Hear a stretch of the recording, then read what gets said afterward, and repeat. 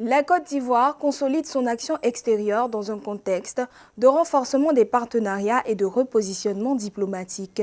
Pour décrypter les enjeux, nous accueillons Adama Dosso, ministre délégué auprès du ministre d'État, ministre des Affaires étrangères et de la coopération internationale de Côte d'Ivoire. Monsieur le ministre, bienvenue sur Africa 24. La diaspora ivoirienne est estimée à plus de 1,2 million de personnes dans le monde. Disposez-vous d'un mécanisme structuré pour mobiliser efficacement ce capital humain et financier? Alors, merci beaucoup, madame, pour cette opportunité que vous nous donnez, en tout cas, de parler de la diaspora ivoirienne et de ce qu'elle représente en termes donc, de puissance économique. Effectivement, la diaspora ivoirienne est estimée à un peu plus d'1,2 million personnes réparties à travers donc, le monde, aussi bien en Afrique de l'Ouest, dont la majorité d'ailleurs s'y trouve, à peu près 900 000, et le reste donc dans le reste du monde, que ce soit en France, en Italie, aux États-Unis, au Maroc. Cette diaspora-là, pour nous, constitue effectivement, au regard donc, du plan national de développement et de la vision du président de la République, un vecteur très important pour pouvoir contribuer donc, au développement économique et social de la Côte d'Ivoire. Pour y parvenir, qu'est-ce que nous devons faire? Et je crois que ça a été tout l'objet de la rencontre que nous avons organisée aujourd'hui, faire en sorte qu'effectivement la diaspora ivoirienne puisse être un élément où j'allais dire co-constructeur du développement économique de la Côte d'Ivoire, du développement économique et social de la Côte d'Ivoire. Et pour ce faire, donc, nous avons donc mis un certain nombre d'outils en place à travers donc, certaines structures, certains partenaires qui nous accompagneront, aussi bien techniques que financiers, pour qu'effectivement cette diaspora ivoirienne puisse contribuer au développement de notre pays à travers donc, les transferts financiers qui sont faits. Monsieur le ministre, selon la Banque mondiale, les transferts de la diaspora vers l'Afrique subsaharienne dépassent 50 milliards de dollars par an.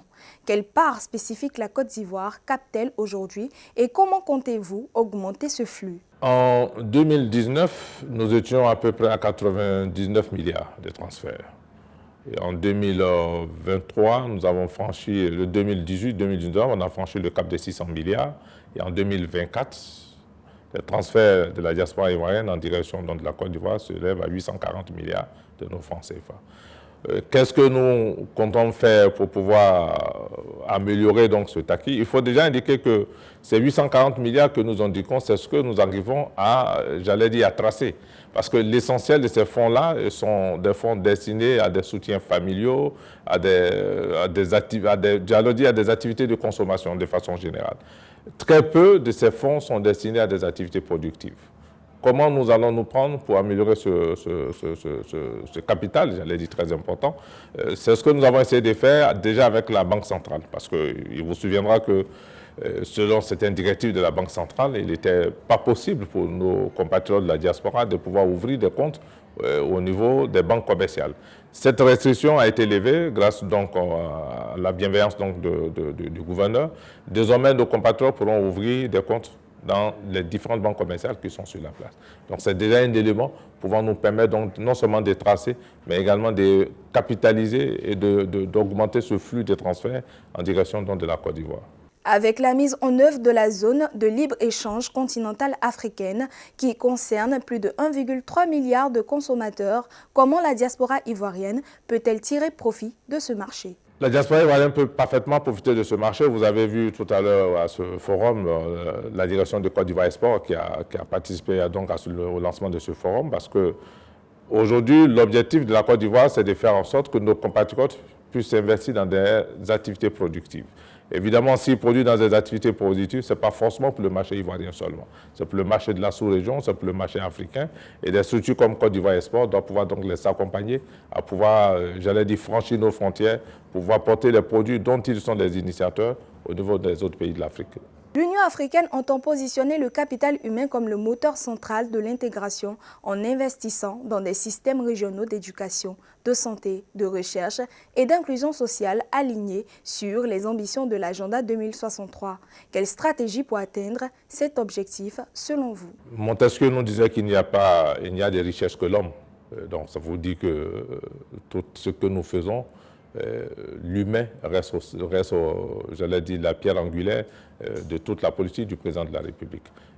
Comme on le dit souvent, c'est un capitalisme à visage humain qu'il essaie donc de pratiquer.